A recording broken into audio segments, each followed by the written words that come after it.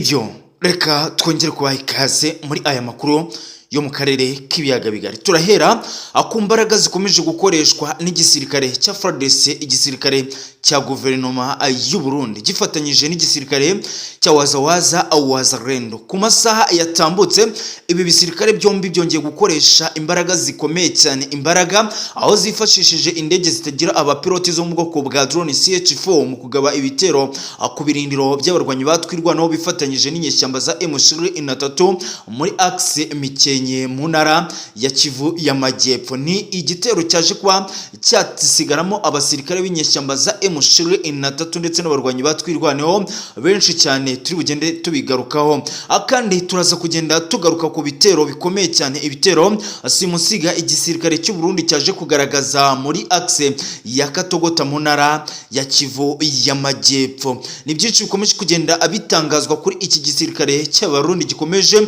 kwivuna umwanzi bikomeye cyane ahazwi nko muri Sudi Kivu, ubwo Generali Neva cyangwa Generali Evariste Ndayishimiye uyoboye igihugu cy'u Burundi yagiraga ibiganiro bikomeye cyane na perezida w'igihugu cya RDC Felix Antoine Chilombo Akisekedi. Bagiye inama ikomeye cyane, inama irimo kwivuna umwanzi bikomeye cyane bahanganye nawo ariwe inyeshyamba za M23 ushinjwa kuba afatanya n'igihugu cy'u Rwanda kugaba ibitero mu burasirazuba bwa RDC.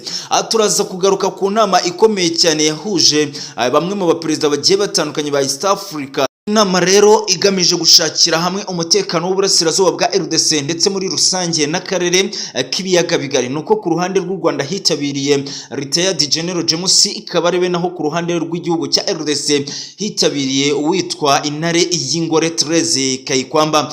Turagenda turebera hamwe ese iyi nama yavuyemo uwuhe mwanzuro, ese ni iki cyasabwe kugira ngo rwose amahoro aboneke mu burasirazuba bwa RDC. Nuko nyuma y'iyi nama igihugu cy'u Rwanda cyahise cyihakana inyeshyamba za M23 ndetse igihugu cy'u Rwanda cyagaragaye mu magambo cyamaganira kure ngo ubutegetsi bubangikanye mu burasirazuba bwa RDC. Ese ni iki cyateye igihugu cy'u Rwanda kwihakana inyeshyamba za M23 mu gihe cyose inyeshyamba za M23 zimaze zarigaruriye ibice bigiye bitandukanye, mu gihe cyose inyeshyamba za M23 zagaragaye zirwanya ubutegetsi bwa RDC, nyamara nibwo igihugu cy'u Rwanda kigaragaye cyamagana ubutegetsi bw'izi nyeshyamba za M23. Byose turabiva imuzi n'imuzingo.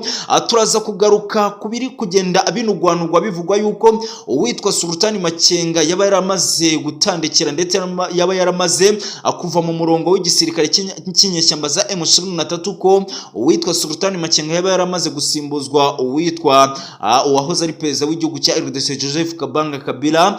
Rero akaba ari we waje ngo kuguma muri izi nshingano z'uwahoze ayobora iki gisirikare cy'inyeshyamba za M23 Sultani Makenga. Ngwaye ikaze, turagenda dusobanukirwa byinshi cyane bikomeje kugenda bitangazwa mu bice bigiye bitandukanye. Ndagira ngo uzamure subscribe yawe, ndagira ngo usharinge, ukomantinge, asige dukomeze kugenda twibanira. Izi page z'amakuru reka tuzihere muri Sudi Kivu. Indege zitagira abapiloti zo mu bwoko bwa drone CH4 zifashishijwe n'igisirikare cy'Abarundi cy'abashingana ndetse n'ingabo za Wazalendo ku bufatanye bw'igisirikare cya guverinoma ya RDC FARDC zagabye ibitero karundura, ibitero simusiga ku birindiro by'abarwanyi batwirwanaho bafatanyije n'inyeshyamba za M23 ahazwi nka Mikenye muri ntara y'Amajyepfo.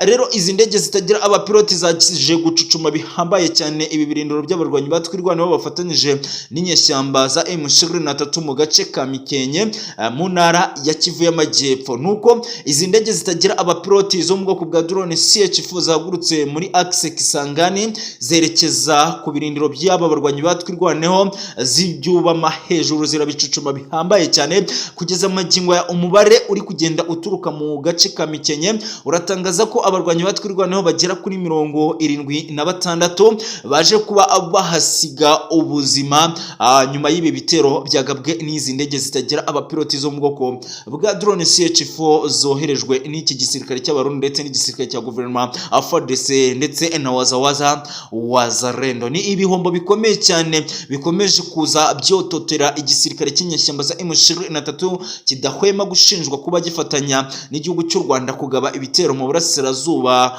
bwa RDC. Si ibyo gusa kandi igisirikare cy'abashinganahe cy'abarundi cyaje kugaba ibitero karundura, ibitero simusiga muri axe Katogota. Iyi axe Katogota yigaruriwe n'inyeshyamba za M23 mu gihe cyatambutse, nyamara iki gisirikare cy'u Burundi gikomeje gukora iyo bwabaga kugira ngo kinetririze ndetse kirukane inyeshyamba za M23 zikomeje kurahira ko ngo ziteguye kugaba ibitero karundura, ibitero simusiga ku mujyi wa Bujumbura. Nyamara Perezida Evariste Ndayishimiye ndetse na bamwe mu bayobozi bafatanyije gutwara iki gihugu cy'u Burundi bakomeje gutangaza ko inyeshyamba za M23 ari ukwikirigita, bagaseka ko ngo urugamba bananiriwe Uvira badateze kurushoborera ahitwa i Bujumbura.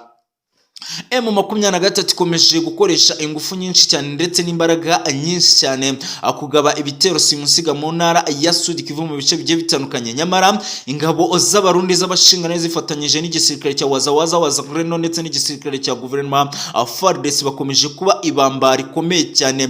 Ni mu gihe iki gitero ingabo z'u Burundi zifatanyije n'igisirikare cya wazarendo bagabye mu gace ka Katogota cyaje kuba cyasigaramo abasirikare b'inyeshyamba za M23 benshi cyane nk'uko amakuru aturuka yakomeje kugenda abitangaza. Ubwo ngo iki gisirikare cy'u Burundi cyaje kwitwaza zimwe mu mbunda zikomeye cyane cyaguze mu gihugu cy'Ububirigi, ndetse izindi iki gihugu cy'u Burundi kikaba cyaraziguze mu gihugu cy'Uburusiya.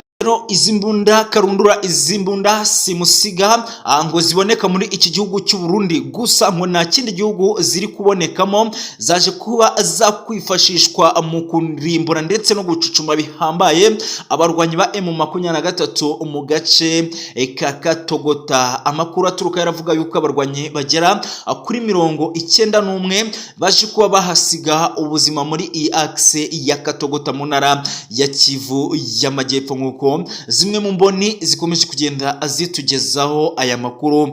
Rero ngo abaturage bakangaranye cyane baherereye muri aka gace aka Katogota bakimara kubona ibitwaro karundura, ibitwaro simusiga iki gihugu cy'u Burundi cyari kikoreye mu kugaba ibitero kuri ibi birindiro by'inyeshyamba za M23 mu gace ka Katogota, ngo abaturage nta kindi bakoze no kwirukanyira mu mazu, dore ko amakuru atangwa na societe civile mu gace ka Katogota atangaza ko nta muturage wigize asiga ubuzima muri ibi bitero iki gisirikare cy'abashinganahe cyagabye ku birindiro by'inyeshyamba za M23 n'abarwanyi batwirwaneho muri axe ya Katogota. Gusa umuturage umwe yaje kuba yahakomerekera mu gihe rwose rwari rwambikanye hagati y'izi nyeshyamba za M23 n'abarwanyi ba wazarendo ndetse n'ingabo z'abashinganahe z'abarundi. Twihuse cyane, u Rwanda rwagaragaye mu magambo akomeye cyane rwiyamagana ubutegetsi bubangikanye buri hagati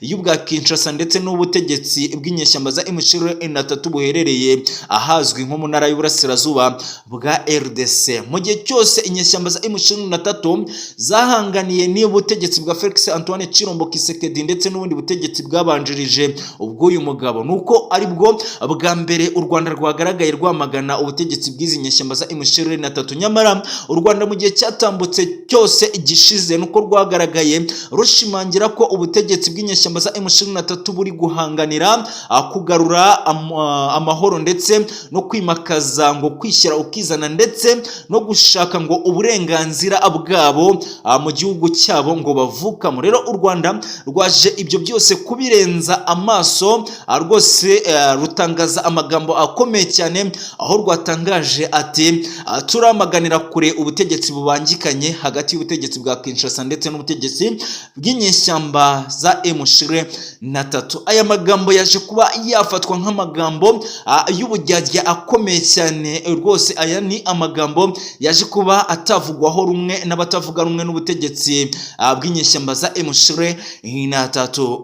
Rwanda rero ibi byaje kuba byatangazwa mu gihe mu gihugu cy'Ubugande hari kubera inama hagati y'ibihugu bya East Africa ndetse n'ibindi bihugu bishimangiye ko uburasirazuba bwa RDC bugomba kubona Rero ku ruhande rw'igihugu cy'u Rwanda hari hitabiriwe Retired General James Kabarebe, ndetse ku ruhande rw'igihugu cya RDC nuko hari hitabiriwe intare y'ingore rwose Therese Mukayikwamba, minisitiri w'ububanyi n'amahanga. Naho ku ruhande rw'igihugu cy'u Burundi hari hitabiriye Generali Perezida Evariste Ndayishimiye. Ku ruhande rw'ibindi bihugu rwose hari hagiye hitabira abaperezida bagiye batandukanye. Rero muri iyi nama haje gusabwa yuko u Rwanda rugomba gukurikiza umwanzuro w'akanama ka Loni 27/73 harimo imyanzuro itegeka igihugu cy'u Rwanda gukura ingabo zacyo mu burasirazuba bwa RDC. Ibi ni byakomeje kugenda bishimangirwa, kandi ni mu gihe perezida w'igihugu cy'u Burundi Evariste Ndayishimiye yakomeje kugenda agaragaza ko ngo igihugu cy'u Rwanda gifatanyije n'inyeshyamba za M23 kugaba ibitero karundura, ibitero simusiga ku gihugu cy'u Burundi. Kandi yakomeje kugenda agaragaza ko mu gihe rwose ngo igihugu cy'u Rwanda kitarumva neza ko uburasirazuba bwa RDC ndetse muri rusange ko akarere k'ibiyaga bigari kagomba guhoramo amahoro n'umutekano, ko igihugu cy'u Rwanda rwose ngo kitari mu nzira imwe nabo rwose, mu gihe ngo kitariyumvisha ko aka karere k'ibiyaga bigari kagomba kubonekamo amahoro. Ibi ni byakomeje kugenda bitangazwa na Perezida Evariste Ndayishimiye, perezida utwaye igihugu cy'u Burundi. Rwose ni byinshi byakomeje kugenda biganirwa muri iyi nama yari ikomeje kugenda ihuza ibi bihugu byombi. Rero nuko bikomeje kugenda binugwanugwa bivugwa yuko uwitwa Sultani Makenga akebo yagereyemo uwitwa Bosco Ntaganda muri 2013, rwose ngo akakebo nawe yaba yamaze kuba yakagererwamo n'inyeshyamba za M23 ndetse n'ibihugu bitera inkunga izi nyeshyamba za M23. Ni mu gihe kandi bikomeje gutangazwa ati ese kubera iki General Sultani Makenga atari kugaragara mu rugabangabo cyangwa mu ruhame ari kumwe n'uyu wahoze ari perezida w'igihugu cya RDC Joseph Kabanga Kabila. Ngo rero biratangazwa ko Joseph Kabanga Kabila yaje gukomereza aho Sultani Makenga yagereje. Ngo rero ngo ku nyuma yuko ibihugu bitera inkunga inyeshyamba za M23 bitumvikanye n'uwitwa Sultani Makenga, nuko Sultani Makenga nk'ipiyo yakoreshwaga mu gufasha ibi bihugu kugaba ibitero mu burasirazuba bwa RDC. Ngo iyo piyo yaje kuba yasimbuzwa uwitwa Joseph Kabanga Kabila mu burasirazuba bwa RDC. Ngo ni mu gihe kandi uyu Sultani Makenga yanze kwakira Joseph Kabanga Kabila mu butegetsi bw'inyeshyamba za M23. Ngo mu gihe rwose ngo uwitwa Sultani Makenga yagaragaje ko ngo uwitwa Joseph Kabanga Kabila yabarwanyije imyaka 18 yose yamaze ku butegetsi ayoboye igihugu cya RDC.